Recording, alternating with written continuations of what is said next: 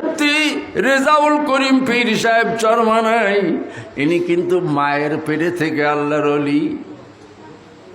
দাদেউরা কাবেলিয়াত শর্ত নিস্ত, বলকে শর্ত काबिलियत दादे उस नवाजों से ना किताबों से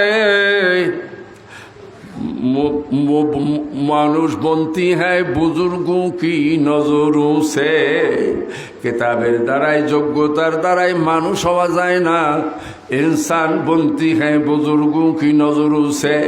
आल्लाहर ओलिदेर नजर यदि एकबार पड़िया जाए, 8টা ছেলে 1টা মেয়ে সবাই বড় বড় আলেম, তার ভিতরে 2 জনকে খেলাপতি কেন দেওয়া হলো?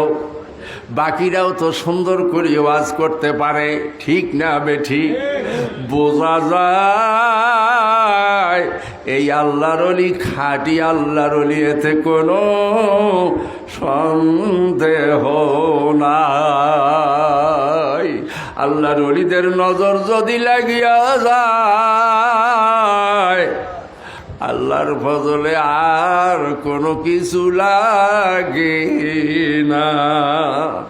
আমি মনে করেন আল্লামা সৈয়দ ফজলুল করিম রহমতুল্লাহ আলাইহি বলেন, আপনার বাড়ি কোথায়, পড়ছেন কোথায়? যখনই এশার নামাজের ইমামতি করলাম 1986 সালে নাখারগঞ্জ বাজারে, আমি বললাম রাস্তা অল্প দূর যাওয়ার কোনো রাস্তা নাই। বলে যে আপনার বাড়িতে আমি 10টায় যাব। ওনার খাদেম, ওনার সফর সাথী বলে, হুজুর এগুলা হলো ঠেড়া মলবি, এগুলা খালি ফতোয়া দেয়, জোরে জোরে জিকির করে।